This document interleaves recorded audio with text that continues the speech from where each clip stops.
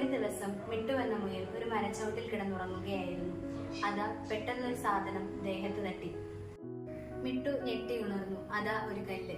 ഇതെവിടെ നിന്ന മിട്ടു ചുറ്റും നോക്കി. ഒരു കരടിക്കുട്ടൻ അവിടെ നിന്ന് ചിരിക്കുന്നു. അവനാണ് കല്ലെറിഞ്ഞത്. മിട്ടു ഒന്നും മിണ്ടാതെ അവിടെ നിന്ന് നടന്നു നീങ്ങി. കുറച്ചു നേരം കഴിഞ്ഞപ്പോൾ അതാ ഒരു കരച്ചിൽ. അയ്യോ രക്ഷിക്കണേ! ഈ കരച്ചിൽ കേട്ട് മിട്ടു ഓടിച്ചെന്നു. നോക്കിയപ്പോൾ കടന്നൽ കടിച്ച് വീർത്ത മുഖവുമായി നിൽക്കുന്ന കരടിക്കുട്ടൻ. ഈ ദയനീയ അവസ്ഥ കണ്ട് മിട്ടുവിന് ദയ തോന്നി. നീ വിഷമിക്കണ്ട, ഇതിനുള്ള മരുന്ന് എനിക്കറിയാം. മിട്ടു ഓടിപ്പോയി കുറേയധികം പച്ചില മരുന്നുമായി വന്നു. എന്നിട്ട് കരടിക്കുട്ടന്റെ മുഖത്തെല്ലാം പുരട്ടിക്കൊടുത്തു.